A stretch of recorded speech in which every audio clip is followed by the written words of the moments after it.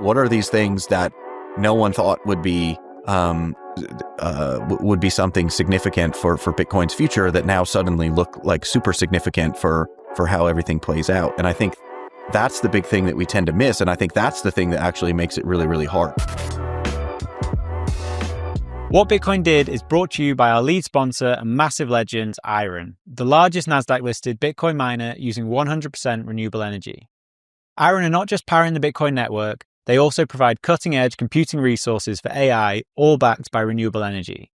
So whether you're interested in mining Bitcoin or harnessing AI compute power, IREN is setting the standard. Visit iren.com to learn more, which is IREN.com. Okay, Will, Josh, good to see you both. Good to be here. Yeah, good to see you. So Josh, you've been on the show before. It's been a little while. It was over 2 years ago now, so we should do a bit of an introduction. But Will, this is the first time on the show, so do you want to give a bit of a background, who you are and what you do? Yeah, my name's William Luther. I'm an associate professor of economics at Florida Atlantic University. I also direct the Sound Money Project at the American Institute for Economic Research, and I'm a fellow, or maybe a senior fellow, I don't know, at the Bitcoin Policy Institute. All right, perfect. And Josh?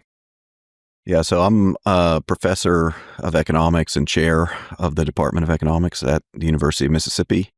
I am a senior fellow at both the Sound Money Project with Will and a senior fellow at the Bitcoin Policy Institute. Love it. So, two economics professors here. I want to get into some of the really big hot button topics in Bitcoin with you. But before we do, I've got to ask you the question that you're probably sick of hearing, which is why? So there's a meme in Bitcoin, which is Bitcoin's so simple, you have to have an economics degree to not understand it. Now, obviously, you two are exceptions to that rule, but why do you think so many well-known, well-respected economists have never quite got their head around Bitcoin?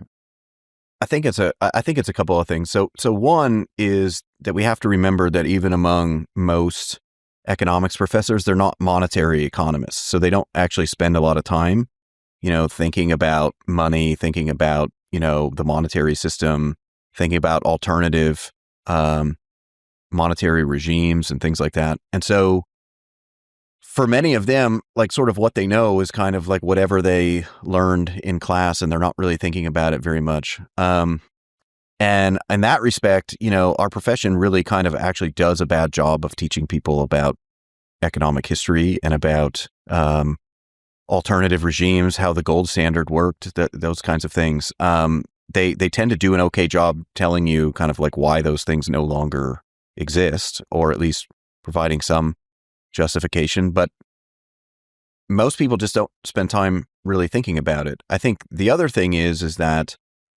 we're in the US, and in the US, I think there's just a bias to not understand why this would be a useful technology. We have the dollar, and the dollar is, very dominant, both, in the US and throughout the world. And so I think to a large extent, there are people who just look at this and go, well, why do we need this? What is this?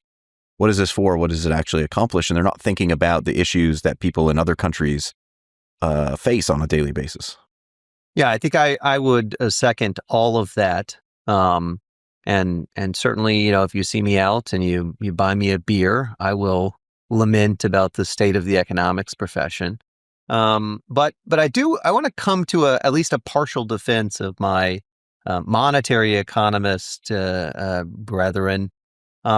I think there's also a large group of monetary economists who actually do understand certainly monetary theory reasonably well. Some subset of them also understand monetary history reasonably well. And with those two tools, right, monetary history and monetary theory, they actually have a pretty good sense of what Bitcoin is and how it works. They're just not persuaded, right? And I think that's okay. I think they're not persuaded for a few reasons. They may have some different value judgments. Some economists have more faith in governments than I do, and they want to have a government that can conduct monetary policy and can monitor payments, And so, all right, we have different value judgments there. It's not that they don't understand how Bitcoin works. It's just that they don't like it. Other monetary economists, I think, they see what are somewhat, maybe somewhat being too generous, but they see what are extreme, really extreme views in the Bitcoin community. And they think that is, the position that they would need to defend in order to be a quote unquote supporter of Bitcoin. And maybe they're more inclined to think that Bitcoin will serve a niche role in payments or has some relatively small use, but they don't see it overtaking the world or replacing the US dollar. And rather than trying to explain that at length, they just kind of brush this aside. So I think that those are reasonable positions to hold, right? We might disagree with them, but it's not, those views are not always held out of complete ignorance, right? They could be held out of different preferences, or different assessments of the relevant factors, not because someone necessarily doesn't understand monetary theory or monetary history. There's plenty of that too, don't get me wrong, but at least some of them are well-informed opposers or at least non-supporters of Bitcoin. So you think the Bitcoin community puts some people off rather than necessarily Bitcoin, the technology? Sure. Yeah. I think that's an easy yes from me. I'm a fan of Bitcoin, and sometimes I'm put off by the Bitcoin community. Yeah, that's fair. So I want to get a bit of a better understanding about the economics that you two teach. So I think people really readily try and put people into two buckets of either like Keynesian or Austrian, especially in Bitcoin. So, but what is it that you teach? What would be your sort of brand of economics? Milton Friedman has this great quip where he says there's only good economics and bad economics, and I do good economics. And I would definitely put myself in the good economics camp. I think these terms, Keynesian economics, Austrian economics, they get thrown around a lot, and they're most useful in the context of the history of economic thought. If we go back to the 1930s or the 1940s, right, we can think about whether someone was a Keynesian or an Austrian. And it doesn't, to me at least, it doesn't make too much sense to do that in a modern context. A lot of the good ideas that Austrians have advanced, not all of the good ideas that Austrians have advanced, but a lot of those good ideas, certainly things like marginal analysis, have been incorporated to some degree into the mainstream. And likewise, some of the bad ideas of Keynesian economics, ideas like we don't need to think about individuals making decisions in our models. We can just have these aggregates. A lot of those ideas have been rejected by modern economists. And so certainly there are still folks that I think everyone would say that person's an Austrian or that person's a Keynesian. But most modern economists wouldn't put themselves in either of those categories. They would just see themselves as economists. When people ask me what sort of group I fit into, I usually just say I'm just not a Keynesian, because I guess like that's the only real objection that I have is that Keynesian economics really just kind of dispensed with like what's actually interesting about economics, which is understanding how people make decisions. And, and thinking about how markets function, how prices work to correct, shortages and surpluses and all these kinds of things. And a lot of Keynesianism just denies that those price effects exist, or that we need to think about those things at the individual level, or that we can just think about macroeconomic phenomenon completely independent of what's going on at the micro level. And I think that to the extent that anybody is doing that, where they're just focusing on the aggregate at the expense of the individual and at the expense of the price system, like you're doing what Will just called bad economics, right? That's not what anybody should be doing. And I don't think that you actually learn much from that. Like you can potentially, identify some correlations between aggregate data, and maybe those are reliable correlations. But at the end of the day, do you really understand why the data was generated the way that it was, and how the individual decision-making process led to those outcomes? Like, I think that's actually where economics is really interesting and useful. And if you're not doing that, then you're not doing good economics. That actually leads perfectly to my next question, which is, do you think that modern economics has lent too heavily into kind of the stat side of things rather than the human action side of things? I guess it depends on what you mean by modern economics. Sometimes this term is used to describe, like post-1970s economics. And certainly in the macro side of things, the big things that happened in the 1970s and 1980s was very theory driven, right? Theory was king. You needed to specify why it was that individuals were making decisions. What were the ends they were trying to achieve with these means?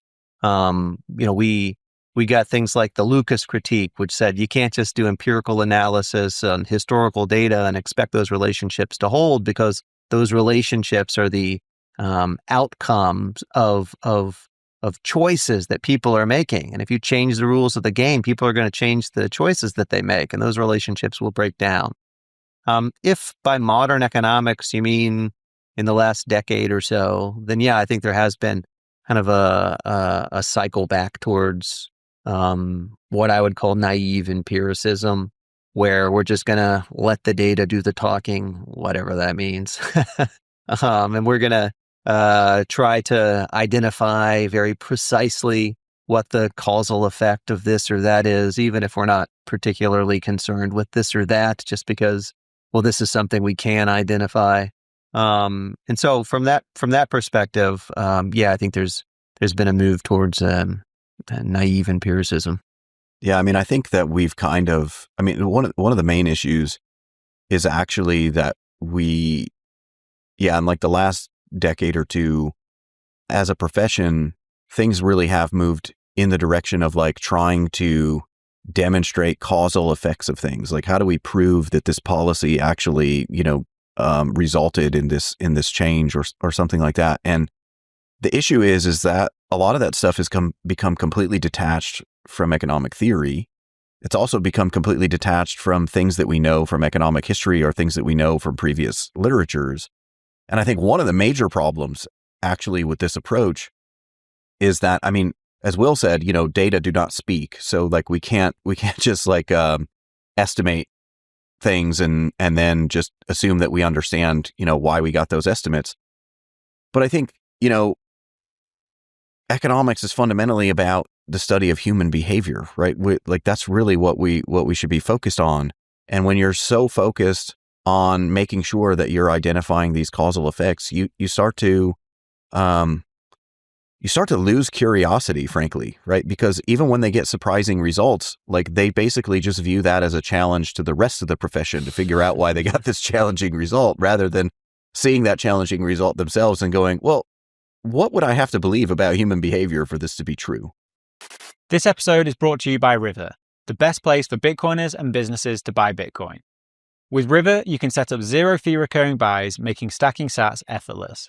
And while you're waiting for the perfect buying opportunity, River lets you earn daily interest on your cash balance paid in Bitcoin, which outperforms most high-yield savings accounts. What really sets River apart is their unmatched dedication to security. You have peace of mind knowing that River has monthly proof of reserves and holds all Bitcoin in multi-sig cold storage. And with US-based phone support, you'll always have someone ready to help. To open an account, go to river.com/WBD and earn up to $100 in Bitcoin when you buy.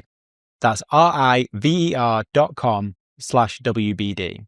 This episode is brought to you by Anchorwatch. The thing that keeps me up at night is the idea of a critical error with my Bitcoin cold storage. This is where Anchorwatch comes in.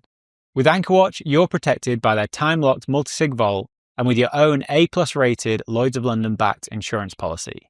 You get to hold your keys, Anchorwatch holds the risk. Whether you're worried about inheritance planning, rent attacks, natural disasters, or your own mistakes, you're protected by Anchorwatch. Rates for fully insured custody start as low as 0.55% and are available for individual and commercial customers located in the US. Speak to Anchorwatch for a quote and for more details about your security options and coverage. Visit anchorwatch.com today, which is anchorwatch.com.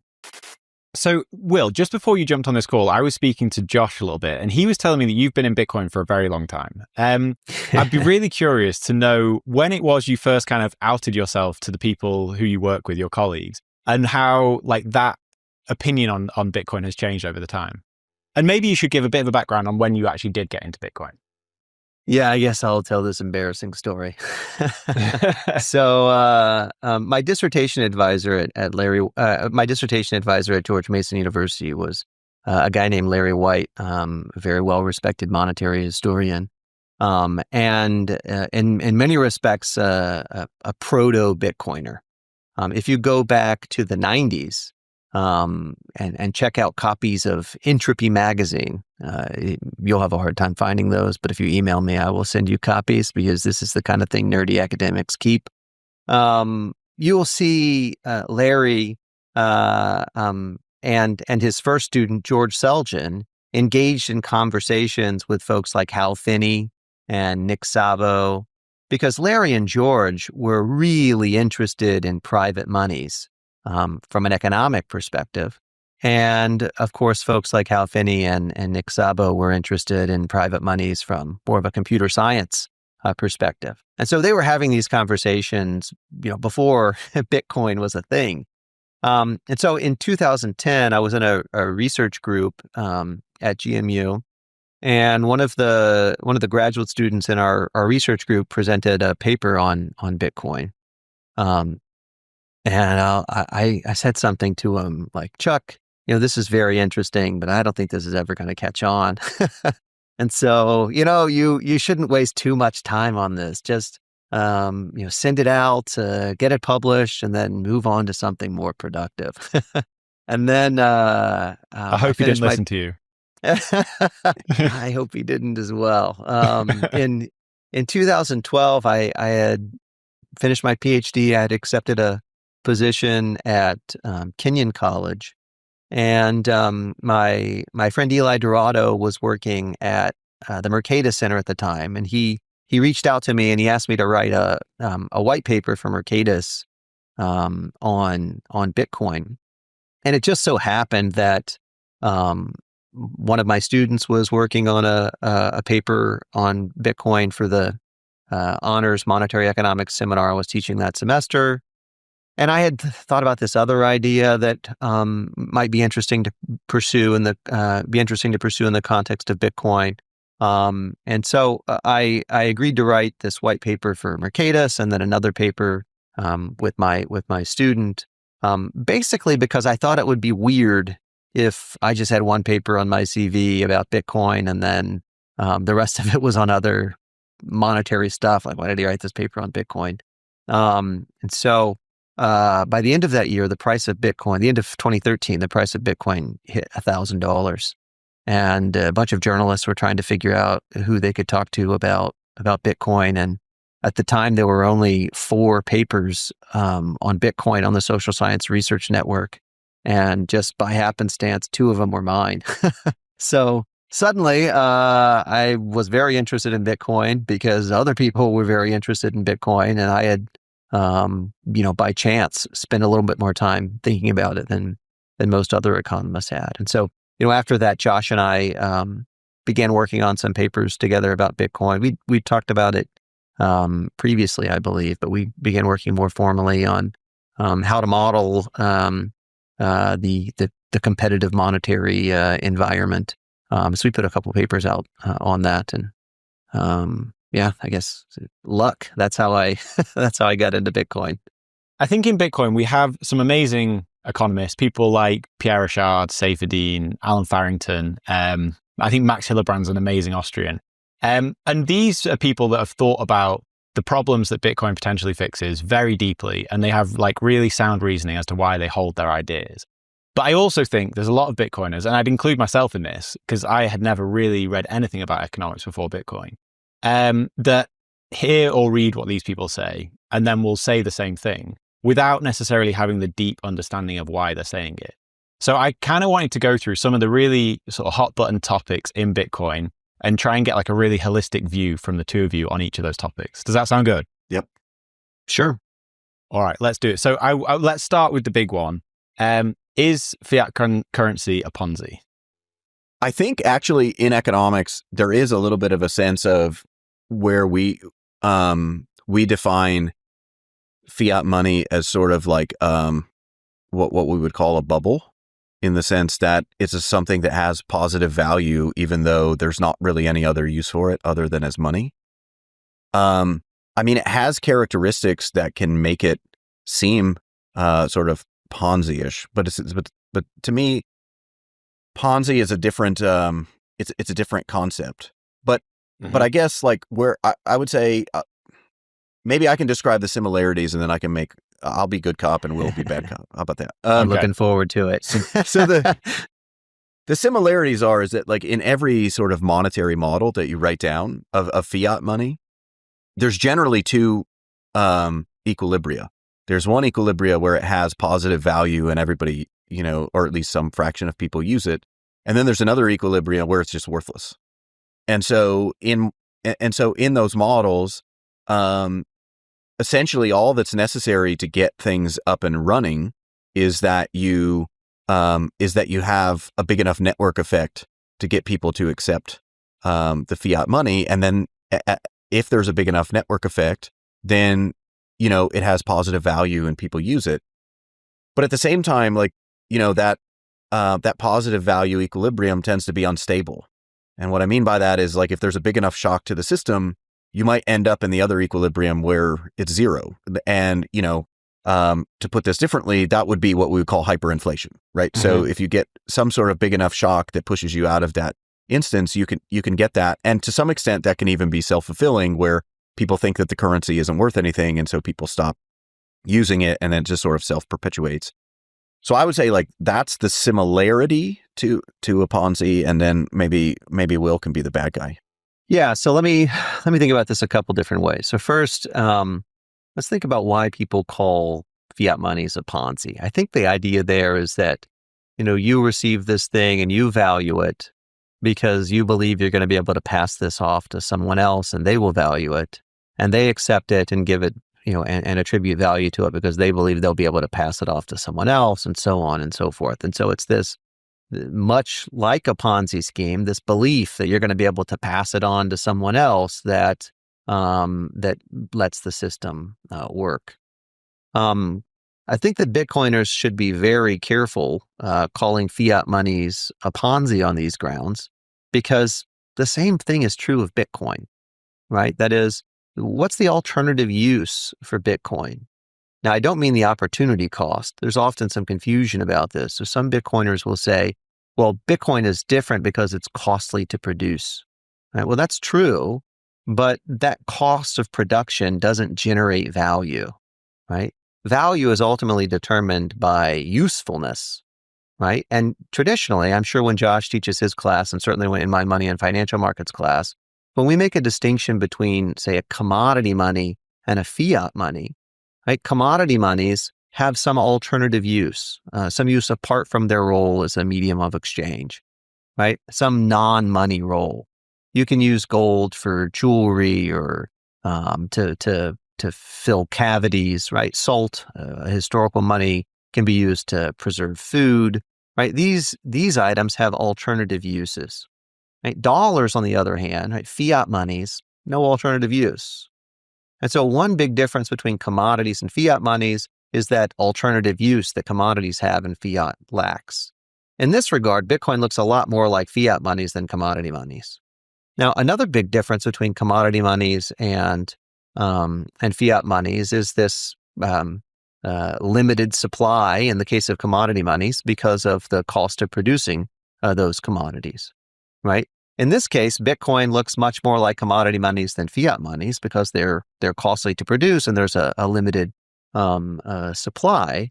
But on the value side, which is what folks seem to be invoking when they're calling fiat monies a Ponzi scheme, right? They're opening themselves up for the same criticism. So I would say there are lots of reasons to dislike fiat monies, chief of which is that their supplies might not be managed very well, right? But we want to be careful to, not to throw the use value baby out with the fiat money bath there, because Bitcoin has a very similar use value, which depends on other people wanting to use this item for what are ultimately monetary purposes. No, I think that's a good point. I mean, one of the ways that I kind of think about this and talk about this with students is how does I think about this in terms of what you would call like the last period problem. Like, so suppose that there's some period in the future where nobody's willing to accept this stuff. Like, then if they're not willing to accept it then you shouldn't accept it the period before that. But if you shouldn't accept it the period before that, then whoever was trying to give it to you shouldn't have accepted it the period before that, right? And so like through backward induction, like you just shouldn't accept the stuff today. And that to me is like the real interesting question to try to explain when it comes to fiat money is why does fiat money actually persist, given the fact that it really doesn't solve that last period problem, right? If we're all using gold coins and then all of a sudden nobody wants to use gold coins anymore, like if I have a bunch of gold coins, well, I just have like this pile of gold. And so I can sell that to somebody who wants to use gold for industrial use, right? And so I can still get something out of that. With fiat money, like there is nothing. I think like what people tend to appeal to is they say, well, at the end of the day, you can always pay your taxes with the money. So the government will always take the money. I mean, I actually think like a really interesting aspect of Bitcoin is that there's this old paper by a guy named Ben Klein who asked if we could ever have like a competitive fiat regime. And so he was writing in the 1970s and he was really trying to think about, our currency is no longer tied to gold. Central banks are in charge. Maybe we need competition to limit things. But if it's fiat, how can you trust people not to just print up a bunch of money? And kind of the main lesson from that paper is that you could, in theory, have like a competitive fiat system. But the issue is like you would have to trust the issuer not to just wake up one morning and secretly print a bunch of the money and then go out and spend it before everybody else knows about it. And so that brings us back to that last period problem, right? You're always worried that there's going to be some future period where somebody just prints up a bunch of money and transfers a bunch of wealth to themselves by spending it before everybody else knows about it. And then the interesting thing about Bitcoin is that Bitcoin sort of solves that trust problem with its fixed supply. Mm-hmm. And so, and not just with its fixed supply, but the way that the way that Bitcoin works through consensus is what matters, right? Because it's not just that the supply is fixed, it's that no one who's using Bitcoin actually has an incentive to change that in the way that like the issuer of a competitive fiat system would have. And so when we think about all of these issues, like I tend to think about it, in terms of like the last period problem. And so then the question is like, how do you resolve that? And so with Bitcoin, since there's no incentive to create more, that's the thing that helps to generate the network effect and the willingness of people to accept it now, knowing that, the value in the future could be uncertain. Yeah. And also back to your point, Will, when comparing like fiat and Bitcoin in that sense, is there not a difference because fiat is propped up by this debt, which is only sustainable with more money printing or more money creation? Well, I'm not sure. I mean, certainly when, one big reason why governments want to control the issuances of money is because they want to have access to cheap credit, right? Central banks will directly or indirectly purchase government bonds and, bid the prices of those bonds up and correspondingly the rates on those bonds down. But to say that all of the debt is only possible because we're using fiat monies, I think is not so clear. You might argue that some of the government debt wouldn't be issued in the absence of fiat money, because the government would get worse. Governments would get worse terms for their debt, and maybe some of that borrowing would no longer be worthwhile. But even there, right, governments are able to borrow not only because they control the money printer. In fact, in some countries like Argentina, the control of the money printer makes it very difficult for that government to borrow, at least in their own currency, right? Because people just expect that they're gonna run that money printer, and the peso denominated debt is not actually going to be worth all that much. But the reason that governments, or I should say one big reason that governments are able to take on so much debt is because they control armies, right? They can confiscate property. Sometimes we use euphemisms like taxes, right? But ultimately, they are able to extract wealth in one way or another and use that wealth to compensate the folks holding their bonds should they need to do that. And just having the power to do that often means that they don't need to do that. I think money printing contributes to that power. It's one more tool of extracting wealth, but it's not the sum total of that power. So even if you got rid of fiat money, you would still have government borrowing, right? Governments were borrowing before we were using fiat monies. Yeah, I think the big issue here is that if we think about how the current monetary system works, there are ways in which it's unique in comparison to historical circumstances, but there's also ways in which it's actually just the same. And so what I mean by that is if you think about the current monetary system, the US dollar is a global reserve currency, the US Treasury security is the global reserve asset. And because of those things, the United States is able to do things that it would never be able to do in the absence of that system, right? So one reason that the United States is able to run up so much government debt is that there are central banks around the world who just passively, buy and sit on that debt. And so if that's going to be the case, those aren't exactly like price sensitive buyers. And so when you're running up debt, like you're not necessarily paying the full cost that you would without those kinds of buyers.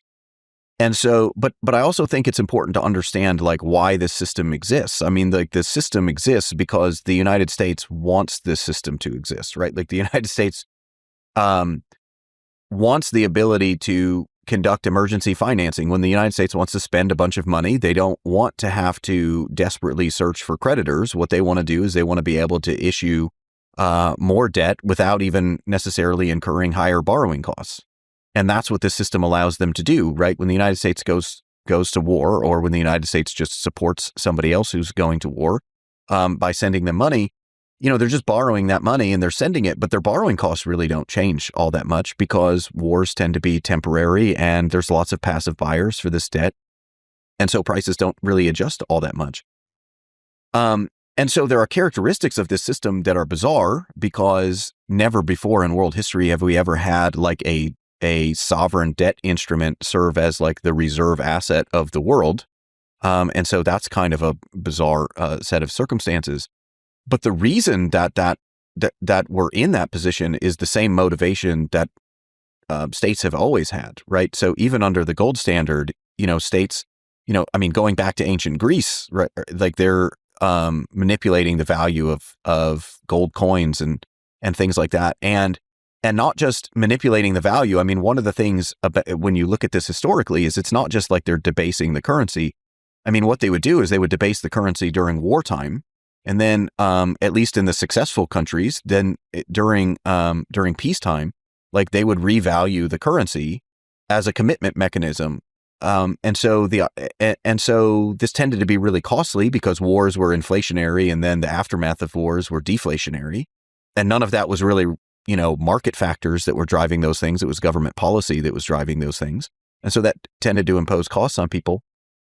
But they were doing that because that gave them access to the ability to finance wars and emergencies and things like that. Even the Bank of England, used to suspend the convertibility of gold during times of war, but then they would resume convertibility after the war at the previous parity of the pound. And the reason for that was it was creating a commitment device where basically they could print a bunch of money during the war to help finance things. They could use the central bank as a source of credit.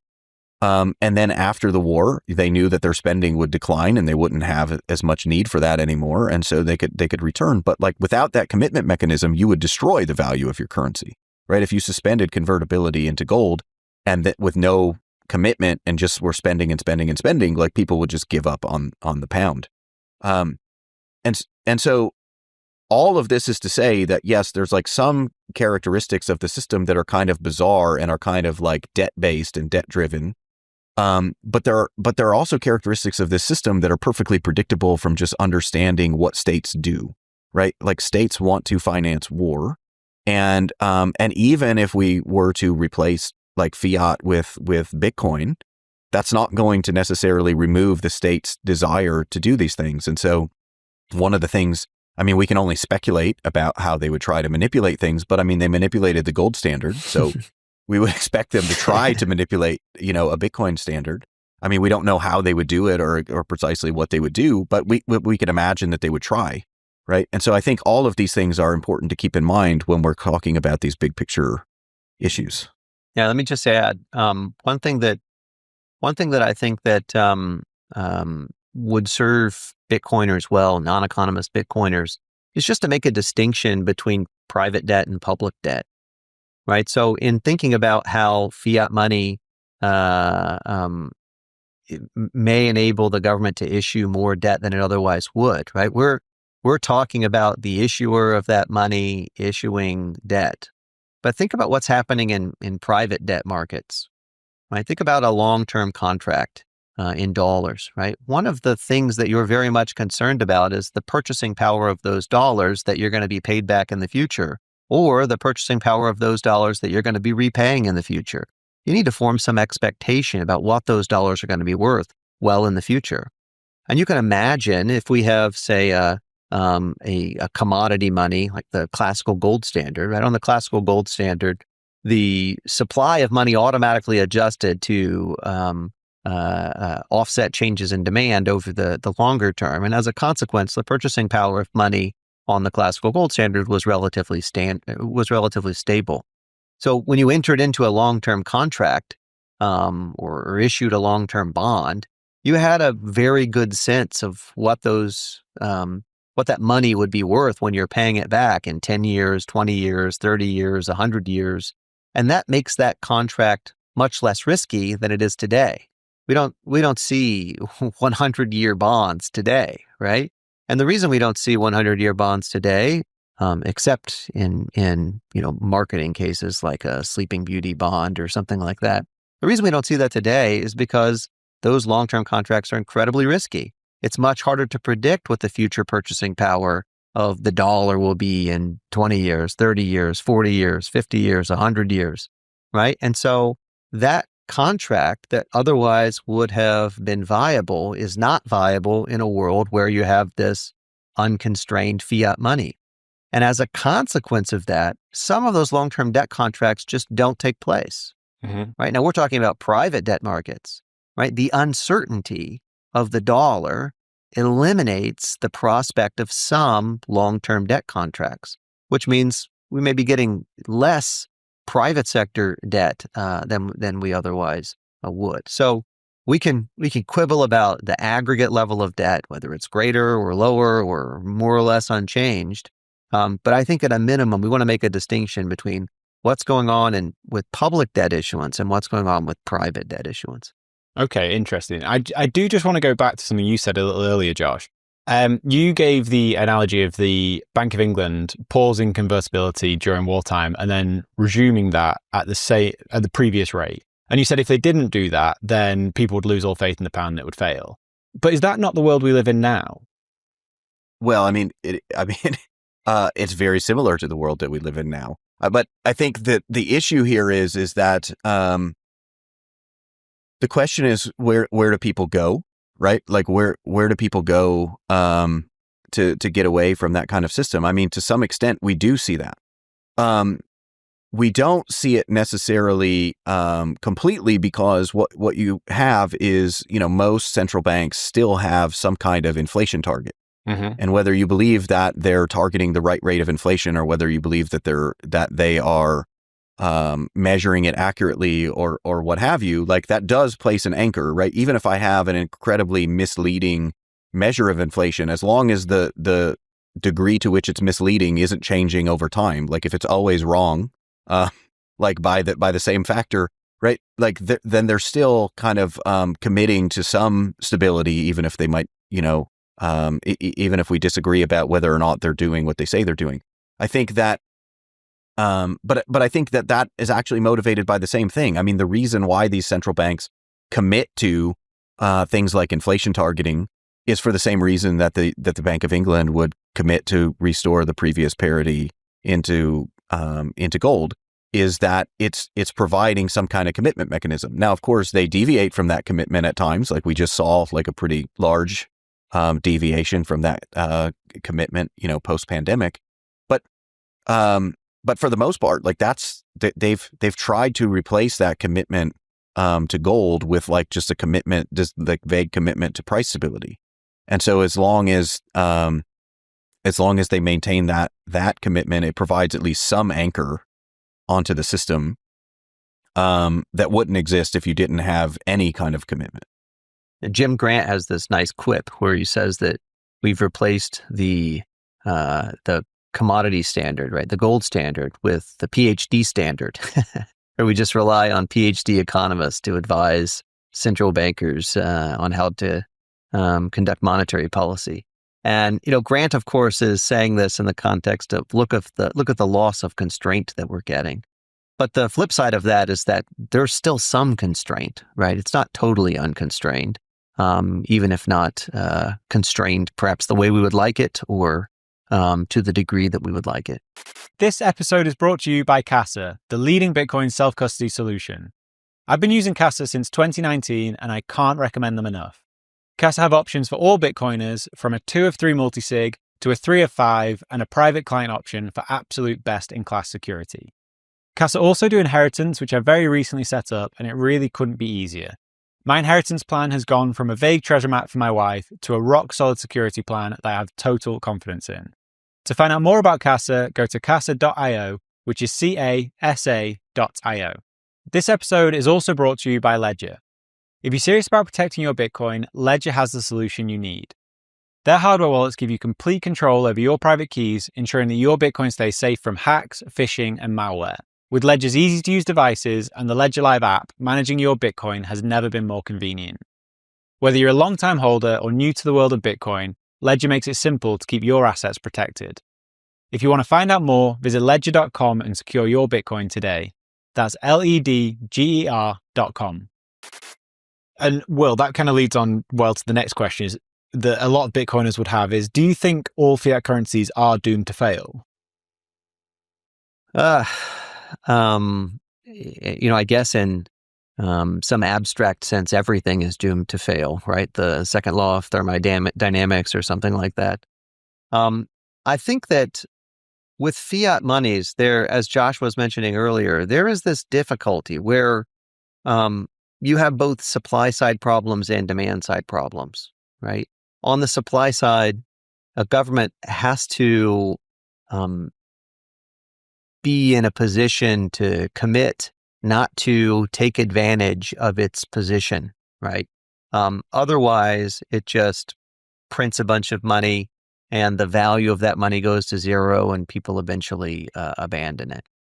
On the demand side, right, it's at least conceivable that people abandon this money, and that would also cause its value to fall to zero. So there is this sort of tenuous nature of fiat money, both because there's always this incentive for a less than benevolent government to exploit its position, and also because the introduction of alternatives and people switching to superior alternatives could potentially cause that situation to unravel and demand to collapse. Bitcoin, I think, is interesting and perhaps unique. Though at least now there are alternatives that mimic this to varying degrees. But it's interesting because it removes that supply side problem.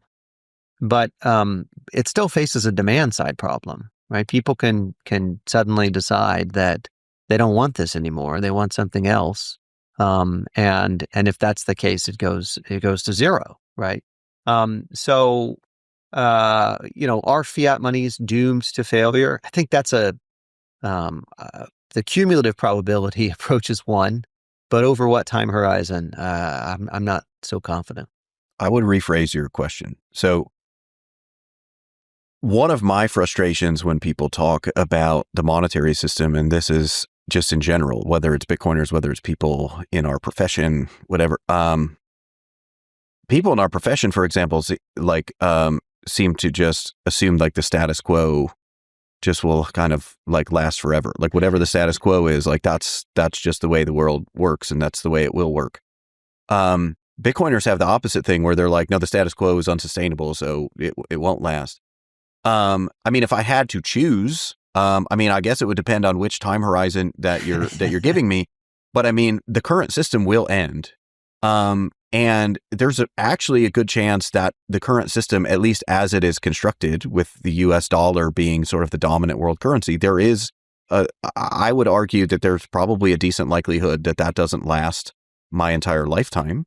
I mean, I think that, all we have to do is actually just look at monetary history, right? The classical gold standard lasted for about 40 years. Right. So the classical gold standard, which we think is like this long period of price stability, it was only 40 years. And then we had this kind of weird interwar period. And then we had the Bretton Woods system. But, the Bretton Woods system only lasted, the Bretton Woods system lasted less than 40 years. OK. And so the current system that we are in has actually lasted longer than both of those systems. Right. So, I mean, we're now, 50 years into whatever we're calling this dollar-based system. But the thing is to think that we've just reached the end point, I think is extremely naive. And when you start to look at things, I mean, you're starting to see policymakers recognize this. I mean, the Trump administration very much thinks that the international monetary system is unsustainable without some kind of significant reform. And yes, they want to continue to have the dollar be the sort of primary global currency, because of course they do. That's what states want, as I just talked about. But they clearly see that like the system, or they clearly believe that the system, like as it is now, is just not sustainable. It's leading to, persistent trade deficits that tend to overvalue the dollar and deplete your manufacturing capacity, which turns out to be very important for a variety of reasons, right? They see that this system tends to give politicians access to very cheap credit. And what do politicians do with very cheap credit? They borrow. So we have these very, very high levels of debt. We've seen, we've seen our industrial capacity get hollowed out, and they're looking at this and saying, hey, you know what? This system doesn't really work. We want to keep the benefits and we want to get rid of the costs. Now, that is what most people want out of life, is to increase the benefits and reduce the costs. And so it'll depend on how they go about this and what they try to do. But there's at least certainly a sense that people are recognizing that the system isn't perfect. The system, even though for the U.S. it works to the U.S. government's advantage, even the U.S. government, where this is working primarily to their advantage, seems to think that this is becoming unsustainable. And so I think that when we look at it from that perspective, given that broad sort of historical perspective, I mean, I think it would be naive to think that the status quo is just going to, inevitably continue. Of course, the harder question, though, is what comes next, right? Because what comes next might look a lot like the system that we're in, or it might look very, very different. So in that what comes next, as Bitcoiners, we like to bring up Gresham's law all the time and say that good money is going to drive out the bad. Do you think it's realistic to think that we may end up on a Bitcoin standard? And I mean that in sort of the fullest sense of the word, where it's not just the reserve currency, it's like a unit of account and a medium of exchange. Well, how about I take on the Gresham's law first, and then I make Josh answer the harder question. Okay. I owe him for sticking me with the hard question earlier. So first, let's, we have this like pithy phrase for Gresham's law that, bad money drives out good, or what have you. But what we really mean is that legally overvalued money drives out legally undervalued money, right? And so that really only works. Can you if explain we're that a bit more? I don't know if I fully understand what that means. Yeah. Okay. So suppose that the government says that, eggs are popular right now, right? And so there are two coins, right? There's a red coin and a blue coin, and the red coin will get you a dozen eggs, and the blue coin will get you a dozen eggs, right? If in the market the purchasing power of the blue coin is actually lower than the purchasing power of the red coin, right? So red coins are very valuable; they're legally overvalued. Blue coins are very cheap.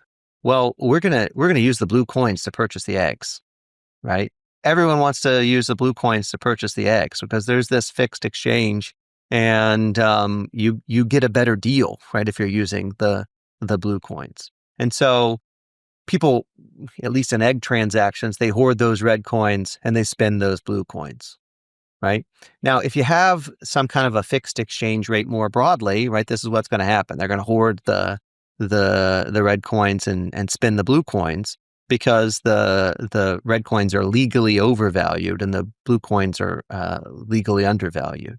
You saw this, for example, a very good modern example of this in Zimbabwe. So Zimbabwe was technically dollarized, and yet they somehow still managed to experience really high rates of inflation. That's very odd, right? Because the whole reason why a country adopts the dollar is to constrain its hands, basically to outsource monetary policy. Inflation in Zimbabwe should be roughly equal to inflation in the US, right? They were using the dollar. So what happened? Well, what happened was that the Zimbabwean government issued these bond notes, right? And those bond notes were valued 1-for-1 with the dollar. But one of the ways that they issued these bond notes was basically as a subsidy. And so the government would essentially give these bond notes away and not get anything in exchange for them. So they've necessarily issued more bond notes than they're in a position to redeem 1-for-1 with the US dollar. And people aren't stupid, right? They understand that the Zimbabwean government has done this, and these bond notes are actually worth less than $1. So what do? Well, when they go to the market, the law says that you cannot discriminate between the bond notes and the real McCoy, right? And so people spend the bond notes and they hoard the real dollars, right? Because those bond notes are legally undervalued, right? And so you can cheaply pay with the bond notes, and it would be expensive to pay with the dollars. So I think I'm going to tie my answer back to your previous question, because one way that you can talk about, our fiat money is going to die is actually to cheat a little bit and point out that there are probably way too many fiat currencies that actually exist, right? Like there are just certain countries that it's not actually clear why they have their own currency. Like you can't necessarily use it in trade, that's very poorly managed. Their own citizens would clearly prefer other things. As much as we complain about the Federal Reserve or the Bank of England or the ECB, there are many, many worse places in the world, and many, many worse central banks. When we think about it that way, it seems almost inevitable that there would have to be some consolidation here, because, yes, states desire this authority. Yes, states want to control their currency, but, some states, it doesn't seem to make sense why their currency exists anyway, right? And when they're engaged in international trade, they're not even using their own currency, and so why, and they're mismanaging at home. So I think that, if you're going to get a Bitcoin standard, like I think that, those places are ripe for the change, because something like Bitcoin could come in and serve that role. Now, of course, something like the euro or the dollar or the pound or something could also serve that role. We don't know what they're going to adopt. But I think that this is actually one of the things that, we mentioned earlier, is that I don't think we spend enough time thinking about how much people are struggling in developing countries with their central banks and with their with their currencies, and to the extent that we recognize the costs associated with fiat currencies, they're much, much higher there. But like I said, it's really, really hard to predict what's going to happen in the future. Even if Bitcoin, succeeds, however we want to define that, right? What does that look like? It could just be that, in the US, people have dollars and they have Bitcoin and they can spend either one. And, maybe, and so, maybe they hold some of one and some of the other. And it just depends. Like maybe it's just kind of like, there are certain places where you go where they only take cash, or they only take, a credit card or something like that. Like, maybe there will be certain places that only take dollars and then other places that only take Bitcoin and other places that take both. I think a separate question is then like whether or not somebody actually like redefines their unit of account in terms of Bitcoin, right? So they already have some existing unit of account, but instead of that just being some random name for their fiat currency, like it actually becomes some particular amount of Bitcoin. Because then that's a very, very different scenario, because there, even if the unit of account technically isn't Bitcoin, Bitcoin is the medium of account. And so at that point, all the prices that you observe are going to be entirely determined by the demand for Bitcoin.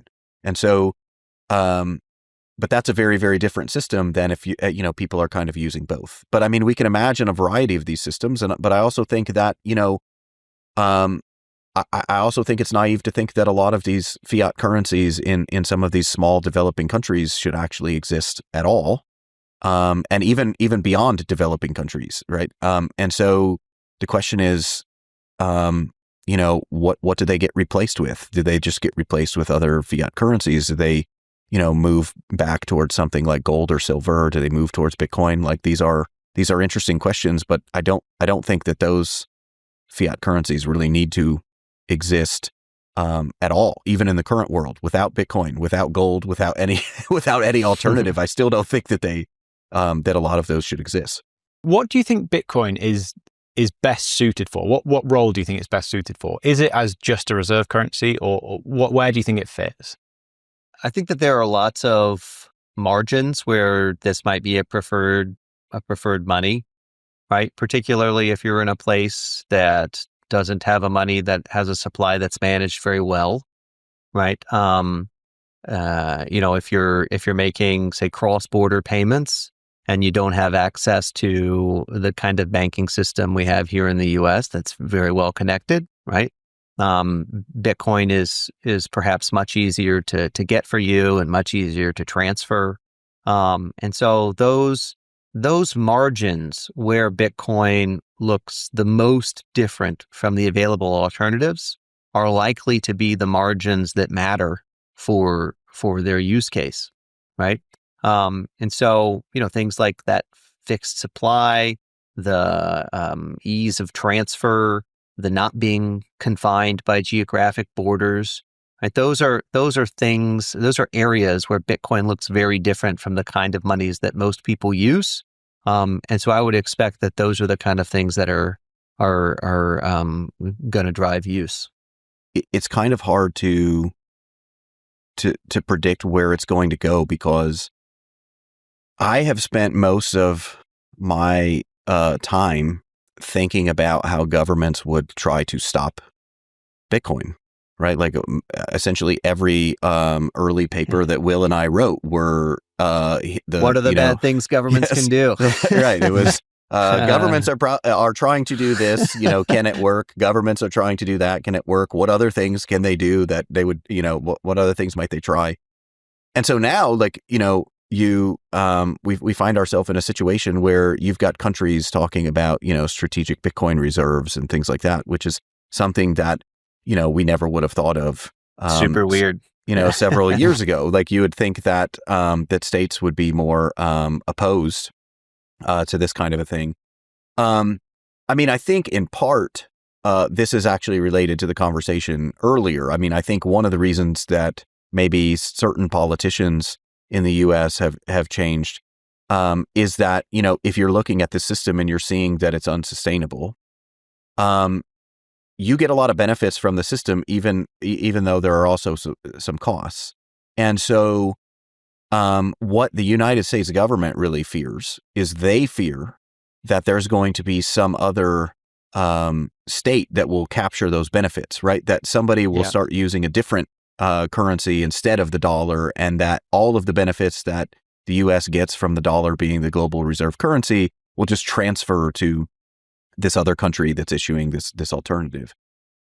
And I think that if you are concerned about that thing, then one of the things that you might want to do is you might want to encourage countries to buy more neutral assets, to buy things like gold and to buy things like Bitcoin to hold in reserve, because you're not transferring any of the benefits of the dollar system to those things, at least not the benefits that go to the United States government, right? So by shifting them towards neutral assets, yes, maybe you're losing a little bit of power, but you're not losing it at the, relative to some, to someone else. Like someone else is gaining at your, they're not gaining at your expense. And so I think that partially explains these attitudes. But I also think that that's important to think about, because I think when we're thinking about the path, so many times, like what we do is we think about, okay, what are the possible paths? How would we get there? What's this going to look like? But we tend to focus on like the characteristics of Bitcoin, right? In determining these things, right? We tend to look at like, okay, is it going to be useful as a medium of exchange? Is everybody going to be able to transact on the base layer? Like all, those are the things that we focus on and think about. But I think that we can't ignore all of these geopolitical concerns, because I think that the changing attitude about Bitcoin is to a large extent driven by, changes in geopolitical circumstances. And so those changes force people to think about things differently. And so now, whatever you were predicting 5 years ago about the future of Bitcoin, it's almost certainly different than what you would predict now, because you've seen how that plays out. And so I think it's important to also, so I guess what I'm saying is so many times we just focus on Bitcoin itself and what it does and how it compares to the alternatives and what that means about the future. But one of the things that we don't spend enough time is like, what are the things like completely detached from Bitcoin that somehow end up relating to Bitcoin in the long run, right? What are these things that no one thought would be something significant for Bitcoin's future that now suddenly look like super significant for how everything plays out? And I think that's the big thing that we tend to miss. And I think that's the thing that actually makes it really, really hard. All the technological stuff, like my basic view is all the technological problems that people are worried about, like, I tend to think that, those technological problems, to the extent they can be solved, they'll be solved. Because there's an incentive to solve them, and private markets tend to figure out things, right? When people want things, entrepreneurs tend to figure out ways to deliver them. It's those external things outside of Bitcoin that suddenly are super important to Bitcoin that are the hardest to predict. And that's what makes it hardest to kind of forecast, like, where is this going to be in 5 years, let alone 50 years? And that's like the game theory of Bitcoin playing out, I guess, because if the push is to move people to a neutral asset, like the US already owns more gold than anyone else. So the theory here is that they then also have to own more Bitcoin than anyone else if that's going to be the kind of neutral reserve asset. Well, and part of what you're doing if you created a strategic Bitcoin reserve, for example, is like what you would be doing is, yes, like potentially if you bought Bitcoin now and then Bitcoin became more, became incredibly successful and became, a significant part of our global financial system, then yes, you would also, then the United States government would also profit from that. But beyond that, I think one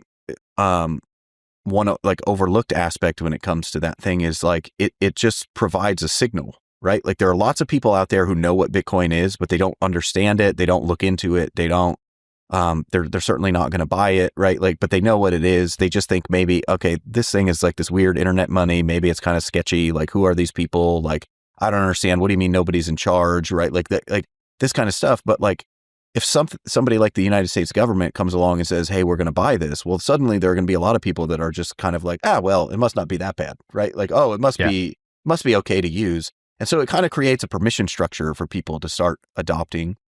And that's true at like both the individual level, but then also other states, right? And so if you're trying to use this for geopolitical purposes, sending that signal to other states could potentially, it becomes a self-fulfilling prophecy, right? Like we need people to do this other thing. And so we're going to buy some to signal that that they should buy it. And so then they buy it because we bought it, right? Like it becomes a sort of self-fulfilling thing. And I think that all of these geopolitical, considerations are something that I think maybe Bitcoiners would say, hey, we always predicted there would be Bitcoin would be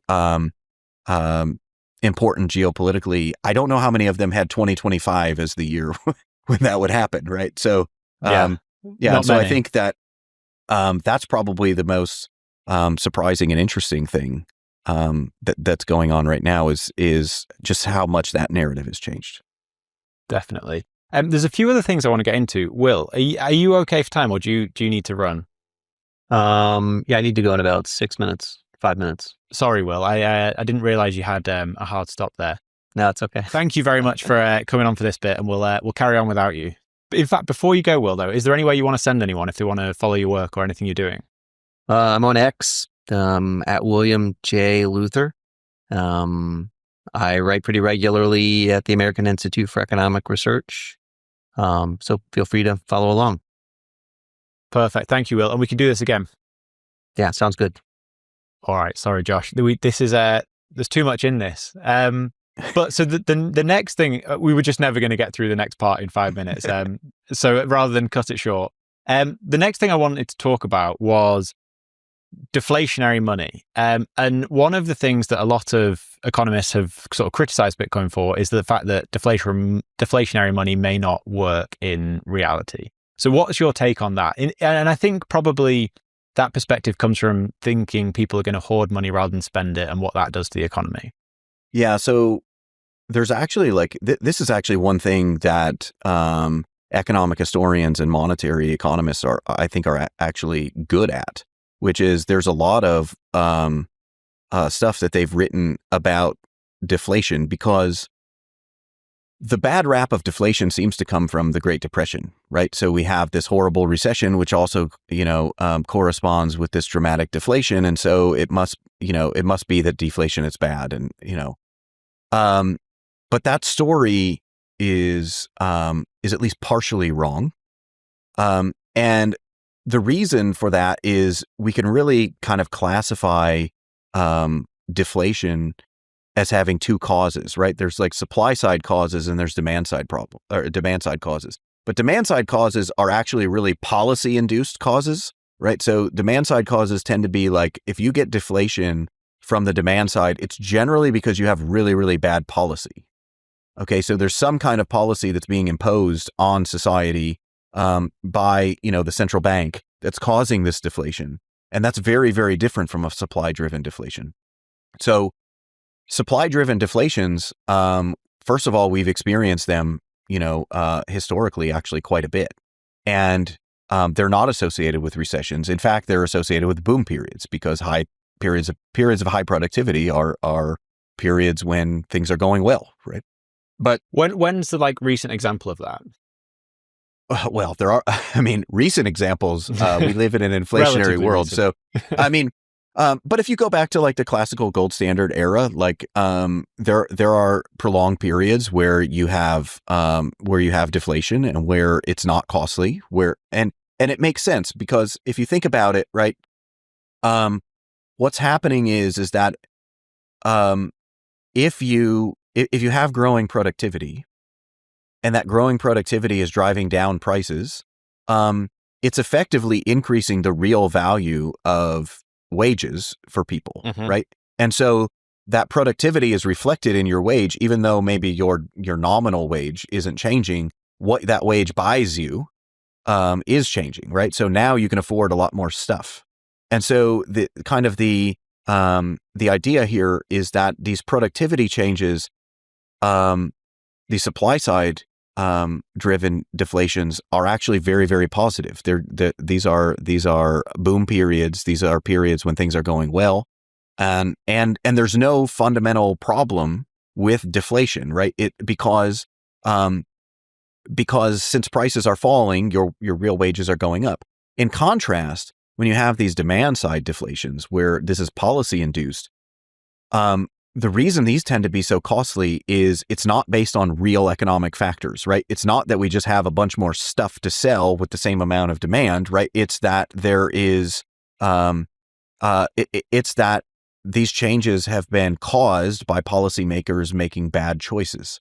And so because of that, these events are unexpected, and unexpected deflation can be really costly because we have nominal debt contracts, right? So if I agree, if I borrow $1,000 from you, and so let's say my day job is as a farmer, and I borrow $1,000 from you, and then over the course of the next year, unexpectedly, the prices of my crops all start to fall. Well, it becomes a lot harder for me to pay back that $1,000. But if that decline in prices was caused by productivity, it wouldn't be any harder for me to pay you back, because the reason that the price is down is because I'm producing more stuff, right? Yeah. And so what really matters is like how much I'm selling, what I'm bringing in.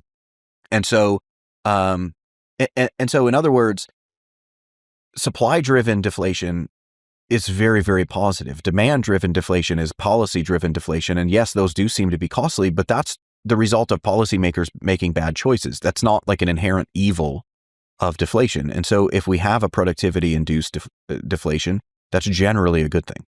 So is deflation impossible in the fiat system that we're in now, in this positive deflation? I mean, technically, no. I mean, but it would require central banks to do something, much, much different. So, I mean, you can imagine this scenario. I mean, it's not ever going to happen, but I can conjure it up and I can tell you about it. I mean, suppose the Federal Reserve came out tomorrow and said, we're just going to make sure that nominal spending in the United States is just constant, right? So the dollar value of spending is constant, and and because it's nominal, we can adjust the money supply to keep it constant. So if it ever starts to rise, we can pull money out of the system. If it ever starts to fall, we can add money to the system. Okay, so imagine they did that, and imagine they did that well. Okay, well, if you think about what would happen in that sort of a system, if nominal spending can never change, as the economy grows, prices would have to fall in conjunction with that growth in the economy, right? Because real GDP would be going up, even though nominal GDP would be constant. And so the only way that nominal GDP could be constant is that economic growth, those productivity improvements would have to be passed on through prices. The challenge to doing something like that is, number one, like there's just this kind of irrational hatred of deflation that we see. So, central bankers would not be inclined to adopt that sort of thing. But also, like, central bankers don't, like, they don't tend to focus on things like nominal spending or nominal income or something like that. They tend to try to focus on inflation rates and things like that. And actually, Will mentioned George Selgin. George Selgin had a lot of work on this, where he basically had argued that and this is actually not original to George. I mean, this was part of an earlier tradition in economics that kind of died with Keynesianism, which was that, actually maintaining stable prices through monetary policy might actually be distortionary, because in order to do that, you might be forcing prices that otherwise would have gone down to go up, right? In the same way that you're forcing prices that would have gone up to come down. And so you can potentially end up distorting relative prices, because you're not allowing relative prices to reflect relative scarcity of these goods. I see. And George Selgin he's a big proponent of free banking, I think, isn't he? Yes. Yeah. So I assume he thinks that central banks shouldn't exist. A lot of Bitcoiners think that central banks shouldn't exist. Do you think that is something that's likely at any point in the future, or like relatively near future, 10, 20, 30 years? I mean, I think the biggest challenge to this, right, is what we talked about with respect to, why states want a monopoly on money to begin with, right? Like, they want the monopoly on money because they want access to credit from the central bank. They want to be able to pay for things. They want to be able to finance wars without worrying about where the money is going to come from and things like that. And so I think it would be really, really hard to get rid of central banks in that sense. I mean, it would take, I'm not saying that it's impossible, it's just difficult, because it would also take a substantial rethinking and education of a lot of people, right? Because typically, when I look at how a lot of introductory textbooks, to economics are framed, especially sort of like the Keynesian leaning textbooks, right? Like the the chapter on central banking is kind of like, well, of course we have to have a central bank because who's going to manage the currency, and we don't want another Great Depression, forgetting the fact that like we all had central banks, other than Canada, we all had central banks during the Great Depression. So, that actually didn't seem to help very much. If anything, it actually seemed to make things worse. But the point is like, those are the kinds of arguments that you get. It's like, well, of course we have to have somebody do this. And, I write about this actually all the time, is that to me, one of the weirdest things about economics is that when you take economics classes, what gets drilled into your head is that what's good is competition, right? Competition is good. We like competition. Competition leads to efficient outcomes. We're not wasting resources, right? These kinds of things. And what's bad are monopolies, right? Like monopolies don't efficiently use resources. Monopolies, have this power this market power that allows them to charge a price above marginal cost, and central banking good. Yeah. And then from that, then they immediately jump to, well, of course we need a monopoly over currency, right? And so, and so to me, it's kind of bizarre. And to me, I think that I understand why. I think it's actually all of these political concerns and geopolitical concerns that are the reason that central banks actually exist. And I think that's the thing that makes them hardest to change or get rid of. But that's often not how we teach it. And in fact, arguably, I guess if everybody taught it the way that I teach it, and everybody taught, the sort of political and geopolitical aspects to this, then I don't know, maybe that would actually erode support for these things, because they're like, well, wait a second, if we just need this for geopolitical purposes, surely there's some alternative here, right? But yeah, I mean, a lot of it is just the way it's presented, and then the role that it plays for the state. That makes it very, very hard to get rid of. If you could just like click your fingers and have your perfectly designed economic system, would there be central banks? It's a hard question for me to answer, because as an individual, the answer is obvious. It's no.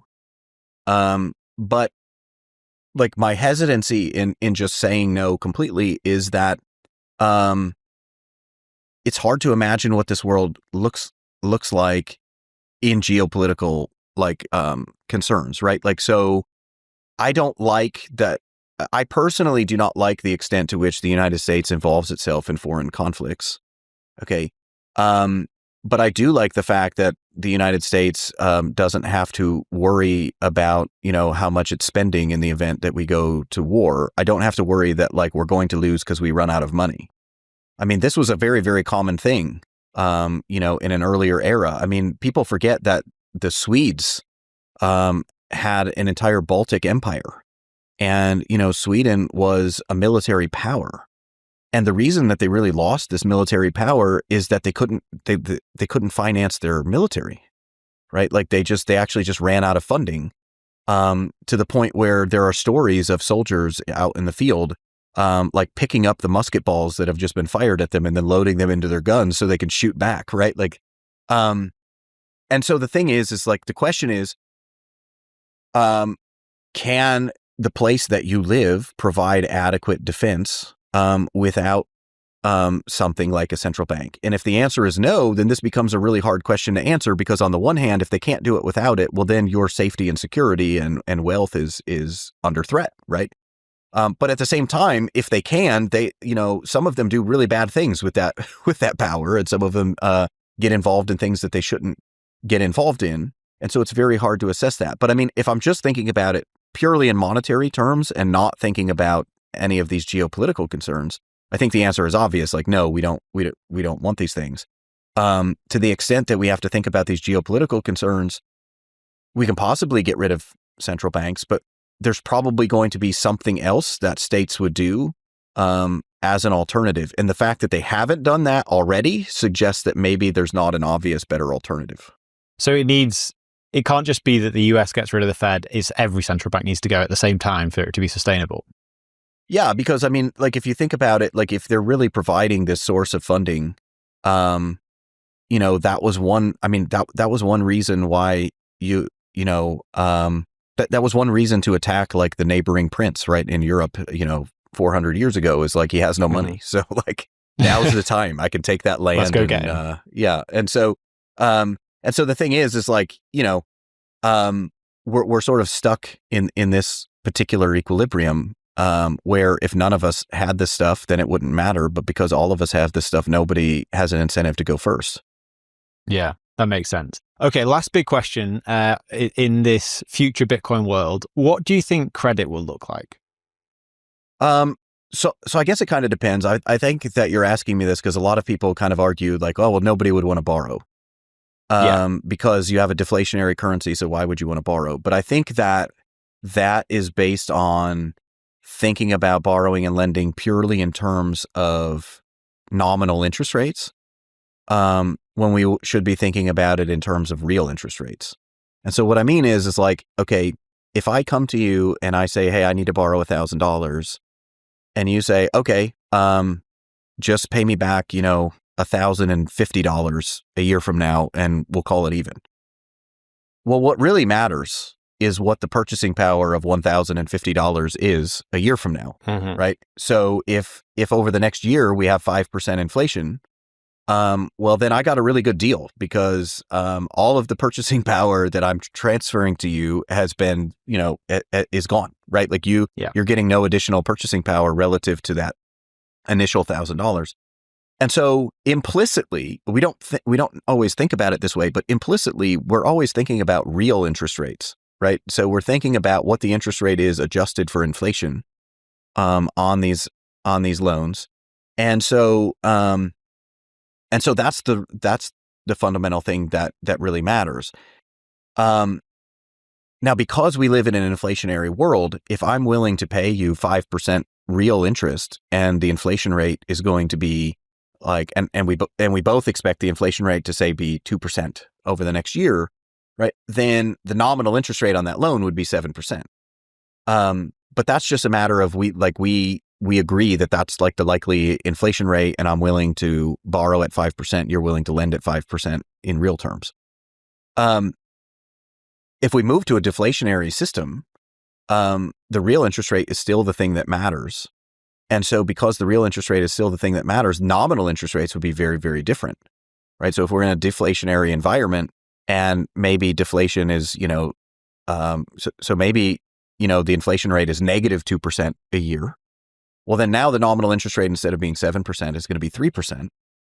But in real terms, it's costing me 5%. And so the deflation would tend to drive nominal interest rates down. And by driving nominal interest rates down, the question is, does anything about this actually change the real interest rate? Because if it doesn't change the real interest rate, then we're not going to see any sort of change in borrowing activity, because nominal interest rates would just change, but real interest rates would all be the same. Now, there is reason to believe that real interest rates might change in that sort of environment. And the reason is that in economics, there's this thing called the Tobin effect. And what the Tobin effect describes is that there are certain things that we hold in our portfolio that we also use for productive purposes, right? And so what happens, like an obvious example for an individual would be their house, right? Like you're not just investing in your house, you live in it, okay? But it's part of your portfolio of assets. Well, if you live in a world where inflation starts rising, what do? Well, you tend to buy more housing, right? So either you buy a second home or you buy a bigger house than you would have bought otherwise, or something like that. And what that tends to do is that tends to raise the real value of those assets, but it tends to reduce the real rate of return on those assets relative to what they were before the inflation. So what then happens is that in that scenario, in an inflationary environment, inflation's actually lowering real interest rates, which makes borrowing more likely, right? And so if you were to eliminate inflation or actually move to a deflationary system, then what would happen is like these real asset values would decline, but their real rates of return would rise. And so then you would be less likely to borrow because real interest rates are going to be higher in that world. But it's not going to eliminate all borrowing. But that's also because if your money isn't constantly being eroded over time through inflation, then you don't need to constantly look for other investments. Right. So like an inflationary system, you do tend to drive real interest rates down to some extent because people try to avoid inflation by buying real assets, right? Things that they think are going to appreciate over the longer term, or at least maintain their purchasing power over the longer term, right? Like maybe you buy a little bit bigger house because you're like, well, I know that housing is going to be, more stable than, the supply of houses is not going to increase at the rate of growth of the money supply, right? So I have a little bit more confidence that this is going to retain its value. And to the extent that, and even to the extent that it doesn't, like I get to live in it. So I'm getting some value out of it, even if I'm wrong about that, right? But in general, what tends to happen is, people in inflationary environments, they move into real assets, and that does tend to lower real interest rates. And so, which does encourage more borrowing. And so if you move to a deflationary system, yes, you would have less, I think you would have less borrowing, because you're going to see the reversal of that effect, right? So if your money is now appreciating every year in real terms, well, then you don't need to buy a bigger house. You don't need to buy an extra house. You don't need to invest in those real assets because you're not trying to avoid the inflation. And so in that case, real interest rates would rise, and we'd get less borrowing. And where does fractional reserve banking fit into this? Do you think we'll still have fractional reserve banking under a Bitcoin standard? I mean, it depends. I mean, my attitude on this is that in the short run, like Bitcoiners should really resist this as much as possible, because it would be a source of manipulation in the market, given Bitcoin's market cap. Any kind of like fractional reserve system right now would just make it very, very easy to manipulate the system. Over the long run, I don't know if you can necessarily prevent it. And the reason that I say that is that like a fractional reserve system would be the easiest way to scale if it becomes too costly to transact on the base layer, right? Now, the issue though is that because Bitcoin is, programmable money, as they say, right? Even a fractional reserve system would probably look much different than the fractional reserve systems that we have experienced, right? And what I mean by that is that, there are, if you had banks that were sort of issuing more liabilities than what they had in reserve as Bitcoin, there could be ways where you could actually, where you could actually verify like what their issuance is, what their, how much that they have in reserve, and also, if you have, if you have on-demand redeemability, anytime that, you're uncomfortable with what they do, you can potentially do that. Or you could just have instances where some people just actually like agree not to use their Bitcoin for some certain amount of time in exchange for paying a rate of return or something on that, so that other people can use it. But so there might be ways to avoid it. But I think like the issue is the question of whether or not we'll get fractional reserve on Bitcoin. I think we should resist that now. Like there's no need for like Bitcoin banks that are issuing, pieces of paper that are redeemable for Bitcoin. There's no need for that now. People should resist that now. But then the question is it's all going to boil down to like how things scale, right? So in terms of like, if the base layer becomes too expensive, for transactions to be going on all the time, the easiest way to solve that is to figure out how to make transactions outside of the base layer. And then the question is then, does that require, issuing claims to Bitcoin, that are redeemable for Bitcoin or something like that?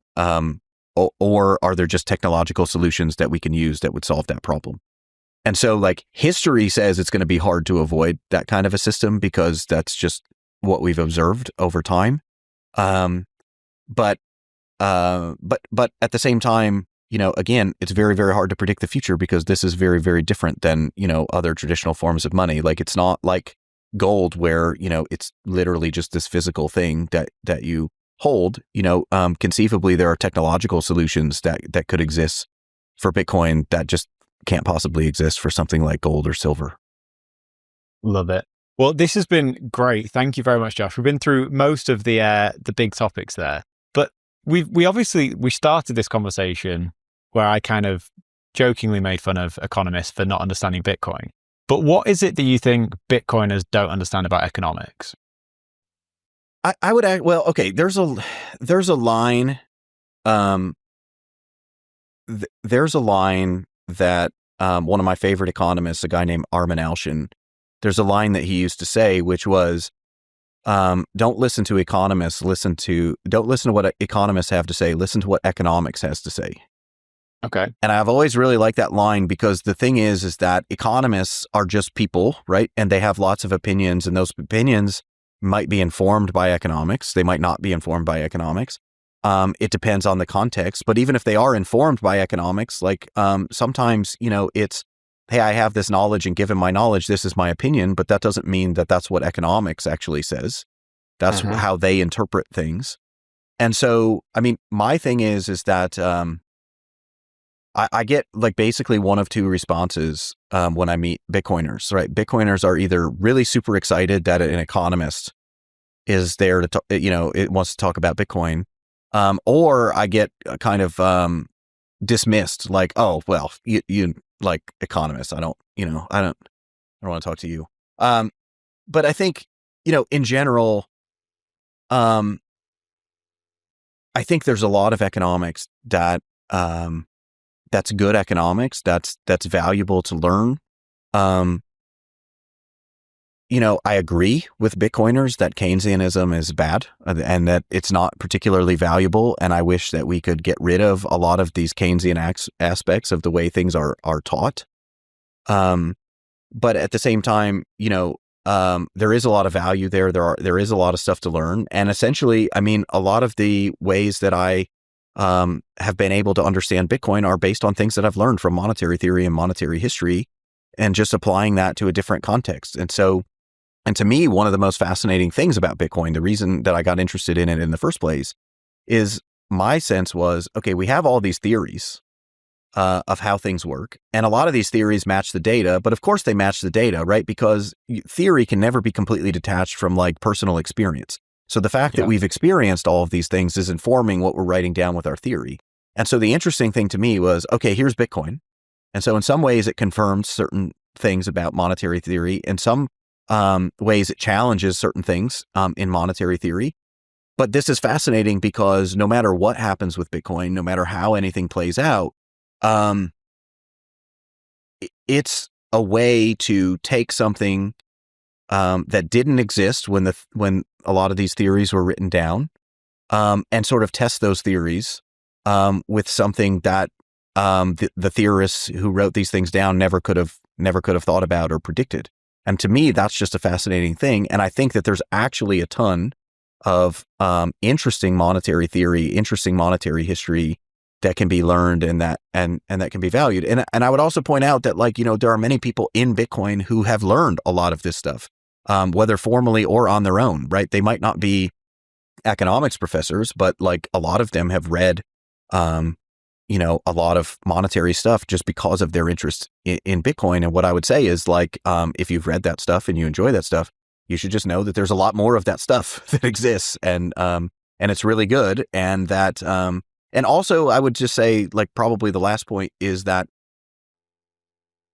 their interactions are going to be biased, especially negative interactions, right? Like, so if you're on the internet, if you're on social media and you're arguing with somebody about Bitcoin, that's because, like, people, it attracts, the internet attracts people who like to argue with each other, right? And so if you're arguing with somebody, that doesn't mean that person is representative of the profession or representative of the views of economics.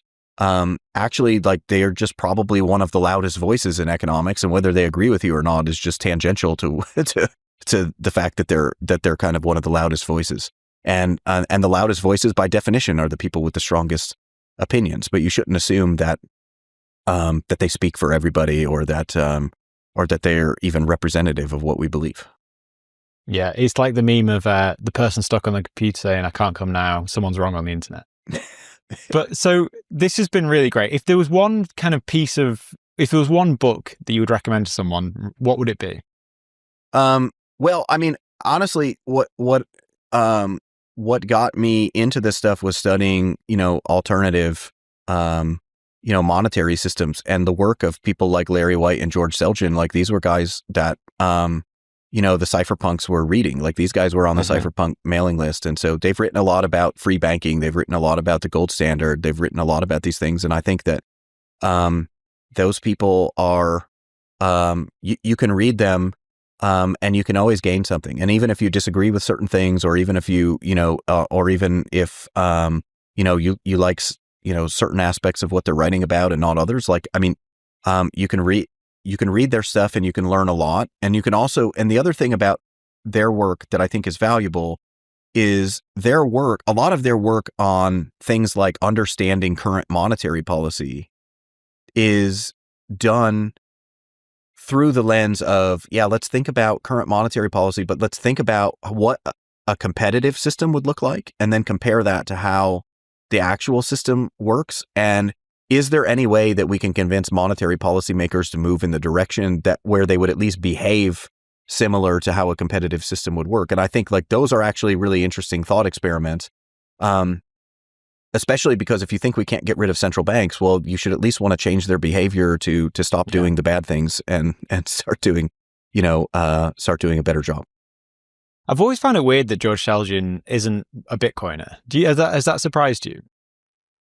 I think that, so you asked me earlier, sort of, what's the ideal system? Like George, his work on free banking really emphasizes that the reason that competitive free banking works really well is that the amount of money supplied just matches money demand. When you issue too much money, people redeem those notes for gold, and so there's a market-based constraint on your ability to create money and things like that. But the thing is that because they have the incentive to issue more notes, they tend to issue the amount that's demanded. And so that tends to minimize a lot of fluctuations that central banks cause, because central banks are moving around the money supply.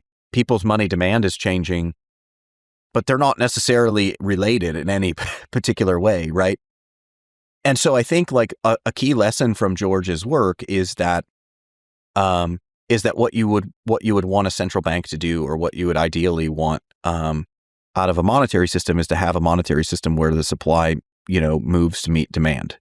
And so I think that, like his concerns about the viability of Bitcoin, I think are related to the fixed supply, because I think like his concern is like that, how do we know that that volatility will ever calm down to the point where people would be willing to, use this in transactions on a regular basis, right? And so I think he would want an elastic supply to some degree. Yeah. And so I think like ideally he would prefer that, demand was met with increased supply, and that would lead to, stable purchasing power. The issue is that, like that